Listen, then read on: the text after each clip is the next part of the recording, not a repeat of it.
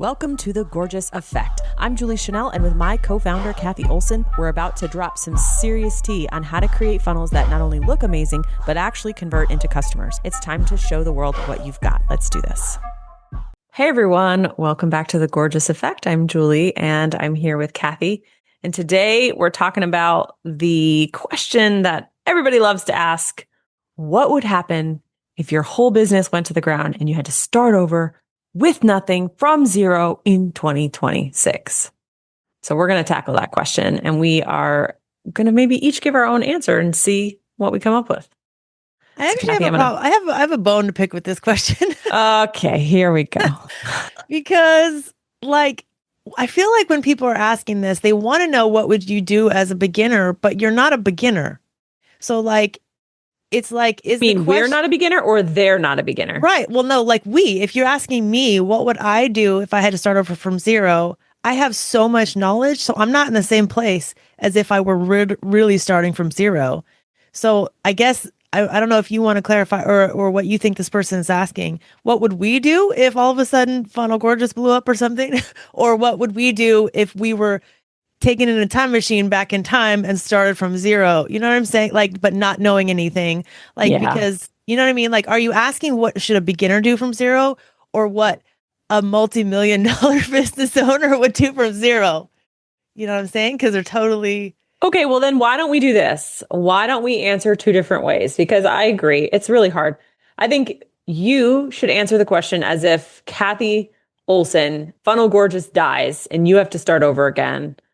What would you do, just with the current knowledge you have? And then I'll try to erase all of my history and wisdom and pretend like I'm just coming online with nothing, and I'll answer it that way.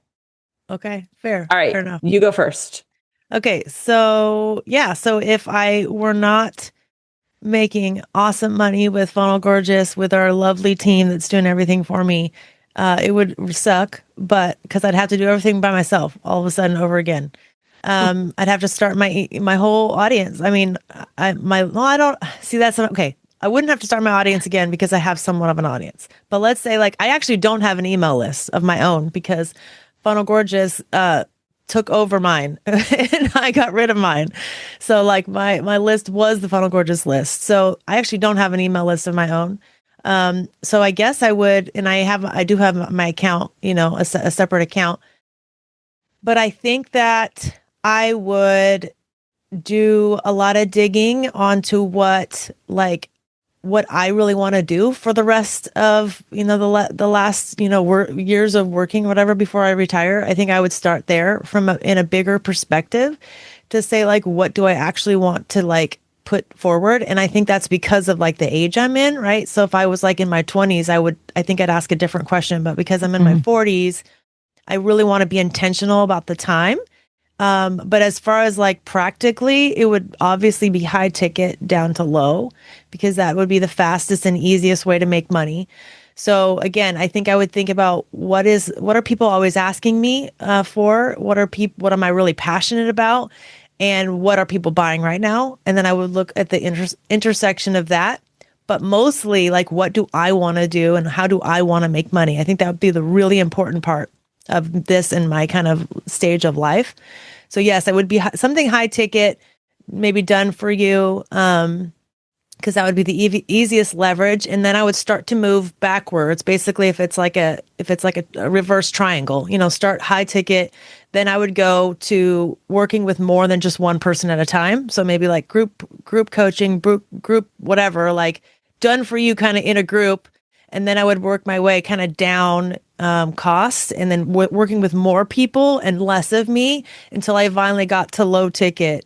And that would be, whatever, courses or something like that or whatever. So I think that's how I would start, because revenue or income would be very important, extremely important. I have a lifestyle at this point. So I'm okay, in order for me to not have to sell everything, I have to start high and then go low. So that I think that would be my plan. That would be your plan. Yeah. I think people are always surprised when I say start high, then go low, and they're like, wait, what? I thought I should do something low ticket first. And I'm nope. Not if you have to pay the bills. Unless you have all the time in the world and you don't need money, then you can totally start from, because you just have, that's the thing. It doesn't, if you're like taking out the, physics of laws in time and space and you don't need any money, sure, start with low, whatever. But if you have to make money and you have to feed your family, then you got to start with high, because it's going to take you're going to have to, there's too much runway to build money, to make money like that. But you're right. Everyone thinks that's the way you're supposed to do it, which is awful. Because I know. This is why people give up, right? Because they're like, "Oh, I created this download. Nobody's, and it's not replacing your income." Of course, it's not. It's not how it works. Yeah. All right. If I were starting over from scratch in 2026 and I had no audience and nobody knew who I was, what would I do? Well, I think right now the magic sauce are the people who know how to build and create audiences and know how to monetize those audiences quickly. It's like if you have like the content creator gene and you can get an organic audience, chef's kiss. If you also understand that you need to charge right away and not just be in the free content game, again, it's like that unicorn middle of the road. So I think I'd want to do something where I would grow an audience and monetize as quickly as possible. And because of my personality, and I'm a little bit techie, I would probably do something in the AI space. Because that's very hot right now. Everyone and their mother is learning how to use it. So if I were starting over, I would get really, really good at one particular AI thing. And I would start publishing content as quickly as possible. And I like you would start higher ticket. So I would start with a done for you. Like, I'm going to come, I'll set this whole thing up for you. I'll do it for you. Even if it was only $1,000 or whatever. And I would start there and I would produce content and do done for you, until I got the ball rolling.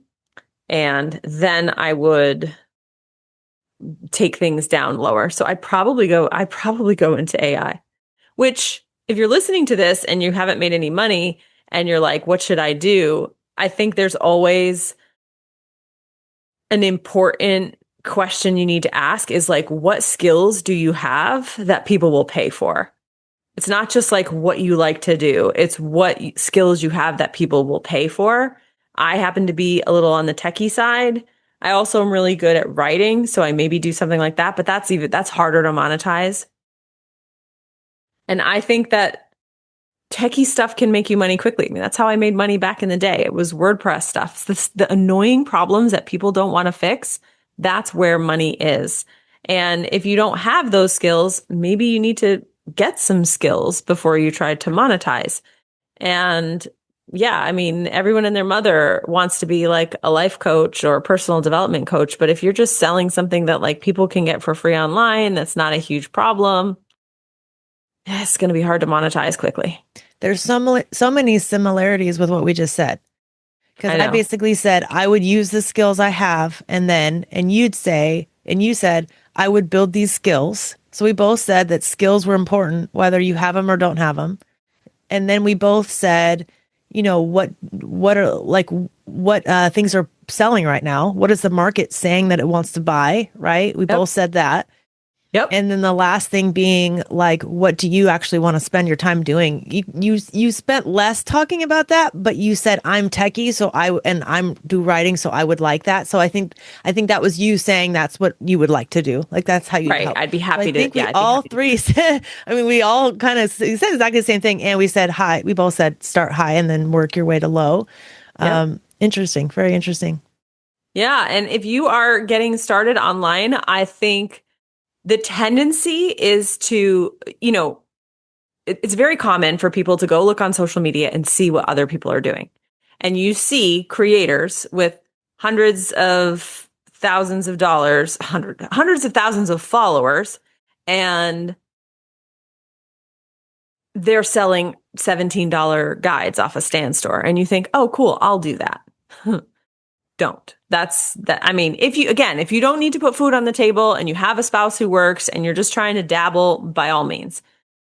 right? But that is a completely different, that is a content creation style business versus a business owner business where you're doing some sort of service, you're providing some sort of valuable skill in the market. Most content creators are making more money on brand deals and advertising than they are on their individual products, which is their version of high ticket.